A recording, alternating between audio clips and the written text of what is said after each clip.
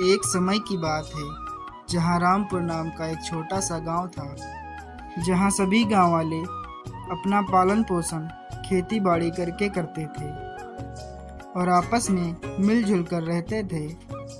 फिर एक दिन गांव का एक आदमी जिसका नाम श्यामू था, वह खेत में काम करने के लिए जा रहा था और जब खेत पर पहुंच जाता है तब उसे अचानक से एक खूंखार भेड़िया दिखाई देती है और वह उसे देखकर डर जाता है और श्यामू वहां से तुरंत ही भाग लेता है, परंतु उस भेड़िया का वह शिकार बन जाता है और वह बहुत तेज से चिल्लाने लगता है, बचाओ बचाओ, कोई मुझे बचाओ।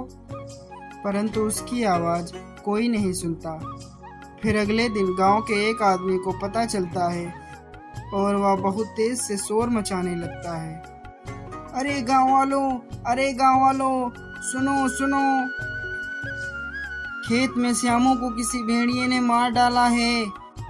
इतना सुनकर गांव वाले डर जाते हैं और वह एकजुट होकर कहने लगते हैं, सुनो साथियों, भेड़िया बहुत ही खतरनाक है, इसका सामना हमें एक साथ मिलकर करना होगा।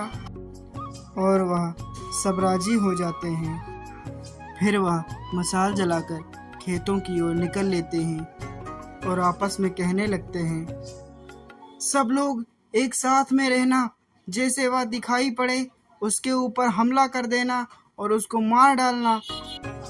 गांव वाले बात को समझ जाते हैं।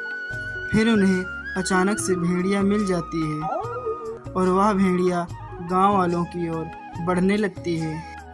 फिर गांव वाले एकजुट होकर भेड़िया को डराने लगते हैं, मारो मारो मारो मारो। और गांव वालों के डर से भेड़िया डर जाती है और वहां से दुम दबाकर भाग लेती है।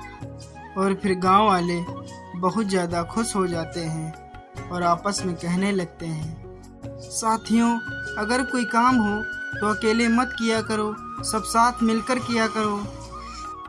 ये सब सुनकर गांव वाले समझ जाते हैं इससे क्या सीख मिलती है।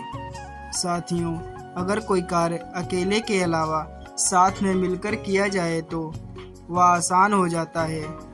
ऐसी ही मज़ेदार कहानी को देखने के लिए हमारे चैनल को सब्सक्राइब करें।